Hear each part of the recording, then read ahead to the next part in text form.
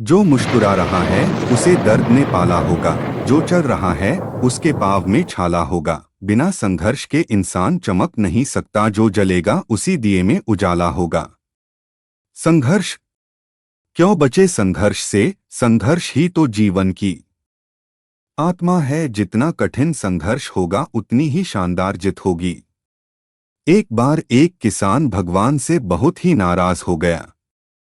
किसान बहुत मेहनती था, बहुत मेहनत से वह खेतों में अनाज उगाता, उसकी देखभाल करता, पर अक्सर उसकी फसल खराब हो जाती। कभी सूखा पड़ जाता, कभी बाढ़ आ जाती, कभी तेज धूप, कभी आंधी, कोई न कोई कारण बन ही जाता कि उसकी फसल खराब हो जाती। एक दिन वह किसान गुस्से में आसमान की ओर देखकर भगवान से कहा, हे ईश्वर, आपको लोग सर्वज्ञता मानते हैं कि आप सब जानते हैं, कहते हैं कि आपके इच्छा के बिना एक भी पत्ता नहीं हिलता, पर मुझे तो लगता है कि आप छोटी सी छोटी बात भी नहीं जानते। आपको तो ये भी नहीं पता कि खेतीबाड़ी कैसे करते हैं। अगर आप जानते होते तो हर समय जो बाढ़, आंधी और तूफान आते हैं वो कभी नहीं आते। आप नहीं जानते कि कितना नुकसान उठाना पड़ता है हम किसानों को। यदि आप मेरे हाथ में यह शक्ति दे दे कि जैसा मैं चाहूँ वैसा मैं मौसम कर दूं, फिर आप देखना मैं अन्न के भंडार लगा दूंगा।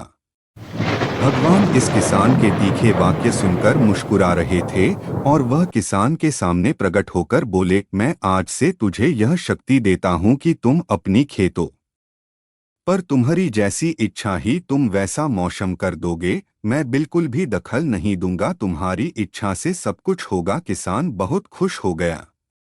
किसान ने गेहूं की फसल अपनी खेतों में बोई। जब उसे लगा कि खेतों को धूप चाहिए तो खेतों को धूप मिले, जब पानी बरसना चाहिए तभी पानी बरसा। आंधी, तूफान, बाढ़ कुछ भी उसने अपने खेतों पर आने नहीं दिया। किसान के खेत में इस वर्ष ऐसी फसल हुई जैसी कभी नहीं हुई थी। हरी भरी लहलहाती फसल।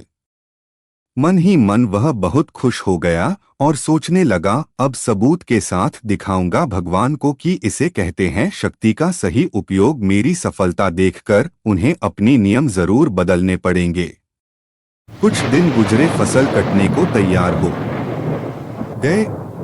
किसान बहुत उत्सुकता के साथ फसल को काटने लगा, पर जैसे ही उसकी नजर गेहूं की बालियों पर गया तो उसने अपना सिर पीट लिया और वह रोने चिल्लाने लगा। गेहूं की एक भी बाली के अंदर गेहूं का दाना नहीं था, सारी बालियां अंदर से खाली थी।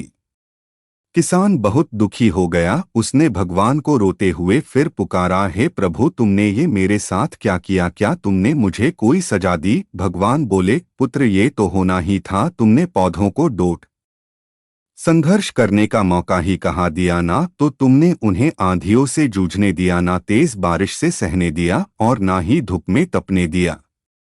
एक भी चुनौती का सामना तुमने उन्हें नहीं करने दिया, इसीलिए सारे पौधे अंदर से खोखले रह गए। जब आंधी, तूफान, तेज बारिश और धूप पड़ती है तभी ये पौधा अपने अस्तित्व को बचाने के लिए संघर्ष करते हैं, और इसी संघर्ष से एक बल पैदा होता है जिसमें शक्ति होती है, ऊर्जा होती है, और यही ऊर्जा पूर्ति तेरे गेहूं के दानों की तरह जो नहीं फूटी। तूने उन्हें कठिन परिस्थितियों से गुजरने ही नहीं दिया जहां उनके अस्तित्व का जन्म होता। सारे बालियां इसीलिए खाली है, इसमें एक भी गेहूं का दाना इसलिए नहीं है क्योंकि तुमने अपने पौधों को संघर्ष कराया ही नहीं। याद रखिए, स्वर्ण में सवर्णीय आभात तभी आती है जब वह आग में तपने, गलने और हथौड़े से पीटने जैसे संघर्षों से गुजरता है।